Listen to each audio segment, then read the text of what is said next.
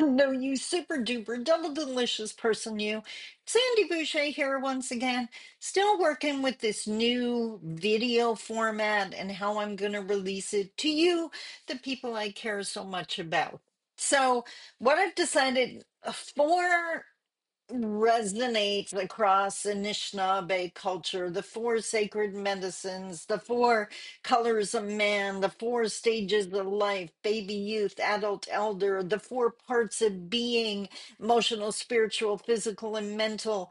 So I have a love with the number four, and doing 5 segments a week just seemed mm, somehow it just didn't fit. It didn't fit who I am.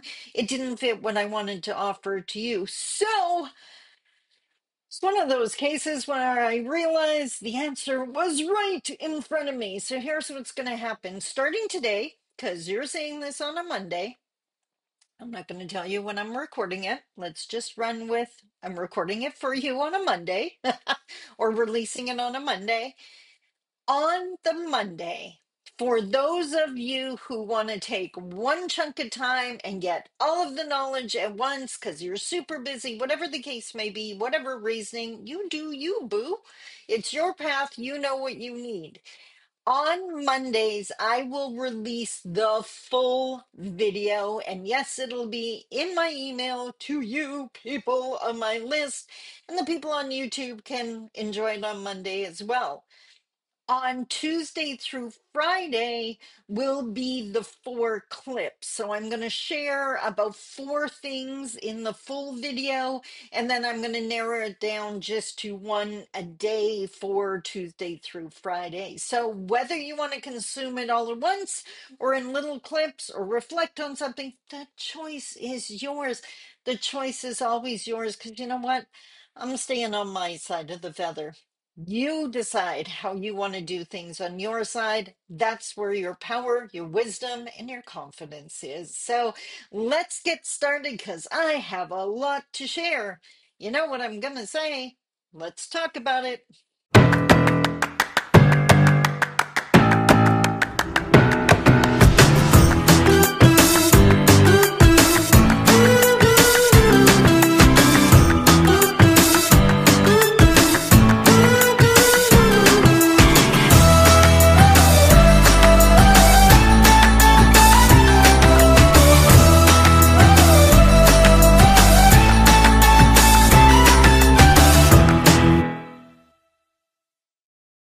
Bonjour. Mishko Paganon, Quain Adishnakas Mundodem.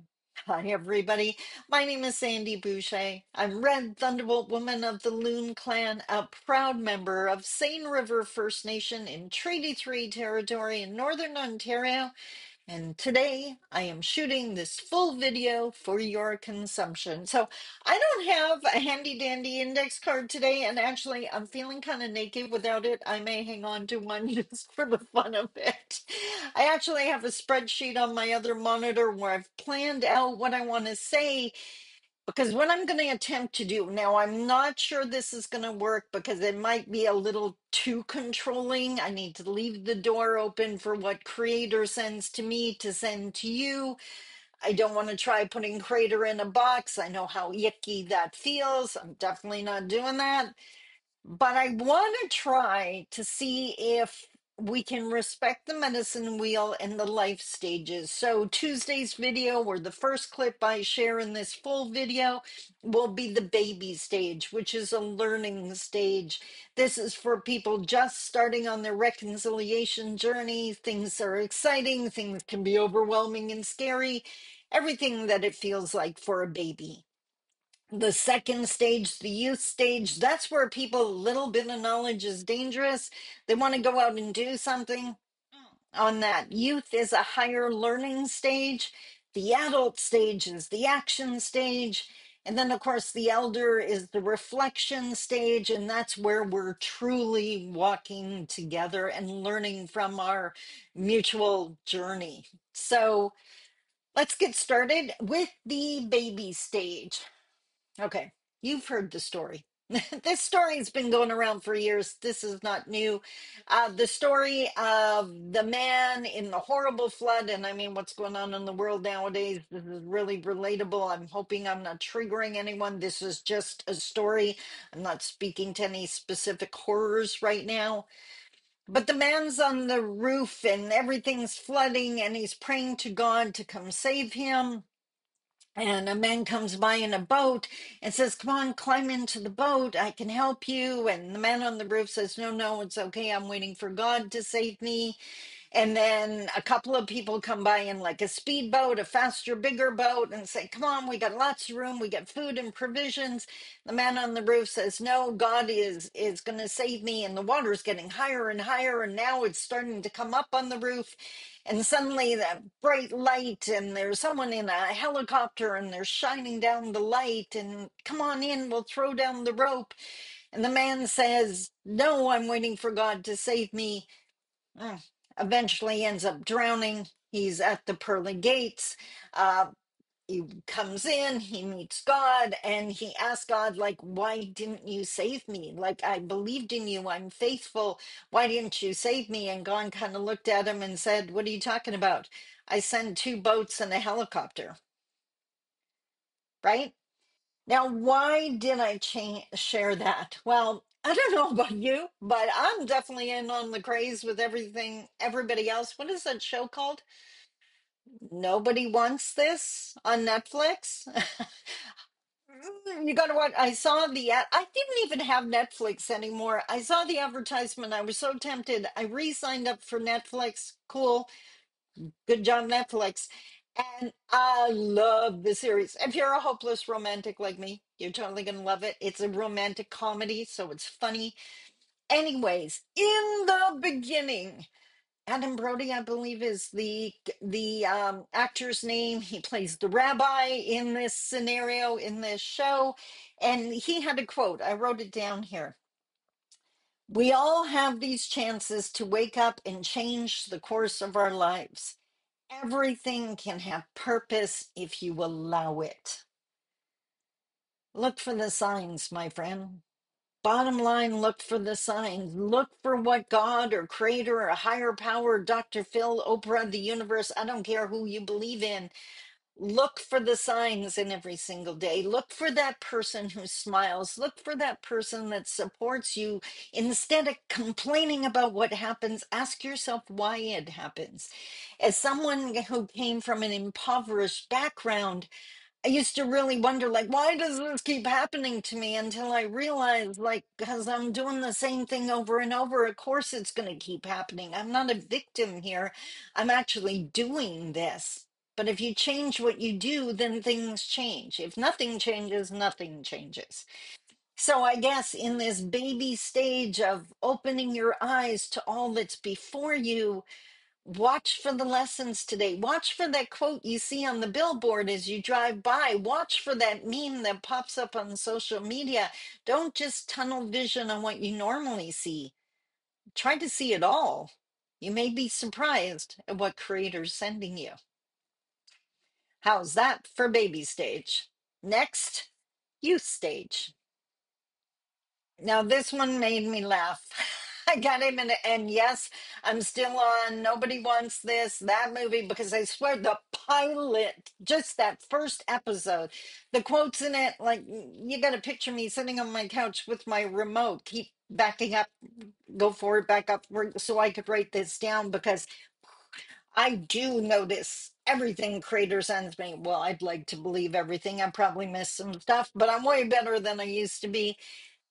And this quote just made me laugh from the soul because I could so relate to it. So the quote again, it's Adam Brody. I forget what is Seth. I don't know what his name in the show is, but he's the rabbi, the hot rabbi. You definitely got to watch this. I swear to God, this is not a sponsored video. I just totally believe you need to watch it.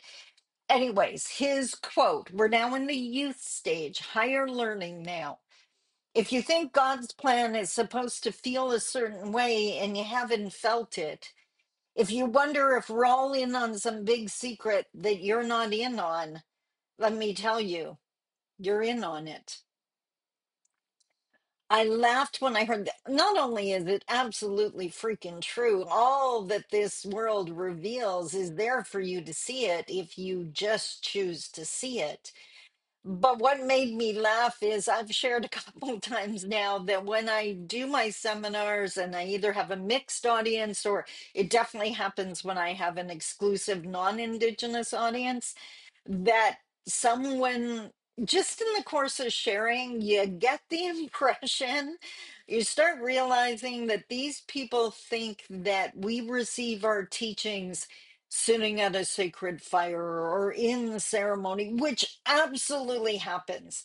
I mean, we can offer tobacco to an elder and ask for that guidance on a regular basis, in the same way that Christians can go to church and talk to their priest or talk to people that are elders in their church community. I mean, it's not exclusive to Indigenous nations. But I always laugh when I hear people say that because 99% of my teachings, at least the ones I've received from my mom, happened when we were washing dishes. That's when we would talk. That's when I would share my challenges. That's when she would ask what I thought about that and help me to find my own answers. My mom refused to give me answers. In her words, she would say, "You're the only one that's going to be here for your whole journey. You need to learn what you need to be able to go on without me." And as morbid as that may sound, it absolutely isn't. Life's going to happen. I'm a huge advocate of coping mechanisms. Give your skill. Don't bubble wrap your kids. Don't try to protect them from the world. Arm them. And I don't mean with weapons, I mean with the skills, coping mechanisms. Teach them how to handle disappointment. Teach them conflict resolution. Teach them negotiation skills. And if you don't know those, learn with them. Prepare them for the journey. When our elders talk about packing a good canoe, that's what they're talking about. They're not literally talking about a canoe trip. They're talking about prepare yourself for the next day. If you blow all your money on payday, don't complain about being broke when something unexpected happens on Tuesday. You emptied your canoe. So pack a good canoe. No, expect the unexpected, especially if it's happened before. Is it really unexpected? Christmas is coming. You might have to spend some money. I bet willing to bet a birthday's coming up, a time or two or 10. If you haven't maintained your vehicle, that's going to get expensive. Set aside money for that. Pack a good canoe and watch for the teachings that happen in the every single day. I have learnt from houseless people that I passed. I have learned from complete strangers, from children, from adults, from elders. The lessons are there. You are in on the secret if you choose to observe, see, and listen. Huh. Now let's talk about the adult stage. That's an action stage. So, next. Now this one made my heart sing. This one, I don't know. I don't know about you. But I think one of the greatest gifts in this life is knowing people, having the opportunity, the gift of knowing someone over a long period of time and being able to see them grow and mature and their wisdom developing and their confidence and their comfort in their own being. And you remember back to how insecure they used to be, and you just get to smile at all they are now. I was thinking of a friend the other day, and he was someone I was dating when I was talking about writing my first book. It wasn't even together yet. And now, 4 books later, we're still in contact, and I will always adore Andy. Yes, I mentioned your name, Andy. So that was so special. And I was on social media the other day. I know you're shocked, just observing life. And I have this one friend now. She deserves the credit for this. Her name is Jenna Ray Yerxa. She is the most amazing example of two-eyed seeing. She's, I believe, in the process of getting her PhD. And I mean, she's so educated and so wise and so incredible. And she roasts and harvests monument, the rice, wild rice, and just like, just such a beautiful combination of teachings from both worlds. So, anyways, in this post, she was processing the rice. Oh, there's the heads up. We're going to do that again, are we? um, she was roasting the rice, and but this was a picture of her partner, her husband Terry, her just they're such a beautiful couple. Cannot even describe it. And he was literally tending the fire. And what her quote was, get this is so incredibly beautiful.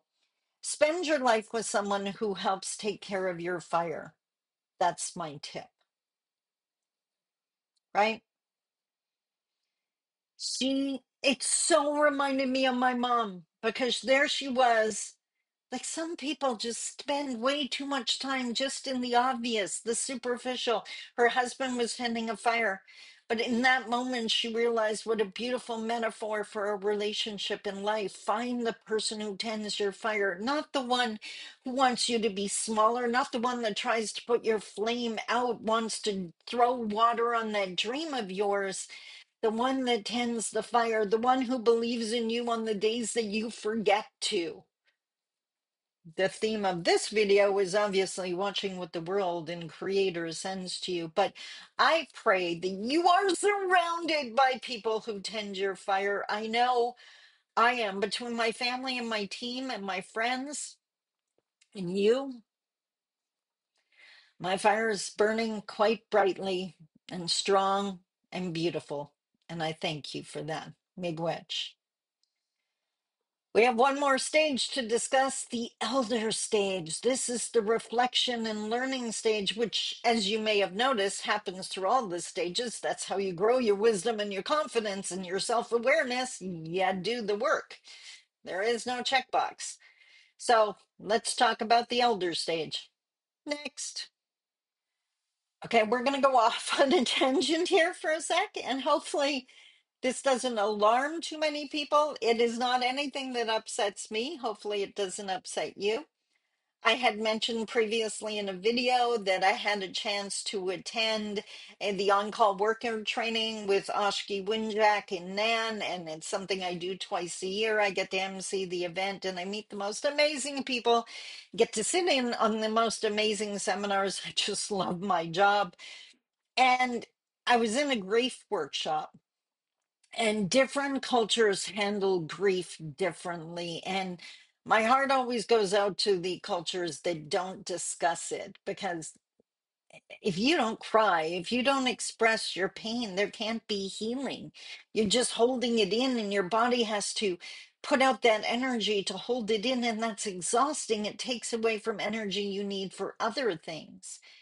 So we were sharing different ways that we prepare the next generation for death. Is our families, is that a discussion we have, or we never talk about it? We all know it's inevitable, but it's not something we share, or we do share about it. And I kind of laughed and just blurted out, I have a death binder. And everyone kind of turned, and the instructor looked at me and said, okay, this sounds interesting. What are you talking about? And that's what we call it. It's a death binder. It's literally sitting on the shelf next to me. My kids know if anything happens to me, find the death binder. There is contact information in there, people they should contact. My financial advisor, because she knows about my different coverage, life insurance, and my investments and all that stuff. There's a letter in there for them. Oop, okay, maybe I hope they don't watch this video. I'm not sure they knew about that part. I've now realized I want to do something extra in the binder, but passwords are in the binder. Things they would have to shut down, things they need to know about. I have a deal worked out with my webmasters on what would happen to my websites if everything happens to me. It's I've lost my parents. I know when I lost my mom, I know that overwhelming grief. I know the comfort that comes from knowing that you're doing what your loved one wanted you to do. So I wanted to give them as much comfort as I could in a time that I know is going to be hard for them. So by putting it all together, they don't have to search, they don't have to wonder, they don't have to, try to think in a time when thinking is next to impossible. It's in the death binder. They both know about the death binder. We joke around about the death binder every now and then. Every now and then I share something and they will say to me, put it in the death binder so I remember, right? They don't have to remember all that stuff. It's all in one place and all they have to do is find it. And I can't help thinking in a slightly different way, I'm repeating what my mom did. Because my mom didn't have a will. And I had a really good idea of what she wanted, but I wasn't positive. And me and my children were the ones that were tasked with packing up her apartment. And yes, it was hard. And yes, there was a lot of tears, but there was a lot of laughter too. When we found the box of my mom's batteries and another box of safety pins, I know my mom liked to prepare for lean times, but that's packing a really heavy canoe. And I was like, Mom, exactly what did you expect to happen? Of course, she wasn't there to answer me, but it felt great to talk to her again. And as we were packing up, my mom still had her bookcases like I do. Come by it naturally. And there was mom's Bible. And I got excited when I saw it, like I used to always do as a child. And I explained to my kids that this was a really old binder that my dad had got from my mom. And it was like so heavy and so huge, but it had the most amazing pictures and it's such beautiful pictures.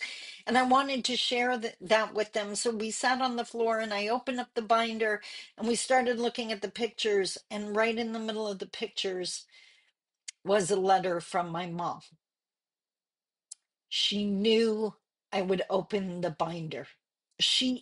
Or the binder, the Bible. And she even knew which part of the Bible I would go to. To me, that's love. I should have known her note was in the Bible, but she knew where I would go. And I got to read her words, and we were doing what she asked, and it was beautiful. So I have Mom's Bible. I have the Bible for my eldest daughter, who I lost to SIDS. And I have my death binder. And that's how people in the elder stage take care of those that come next. So, how are you preparing your next generation? Don't make it all morbid, but give them what they need to go on without you, because that's just, in my mind, good parenting. I hope this video and the clips of this video help you on your journey, and I will see you next week. I love you.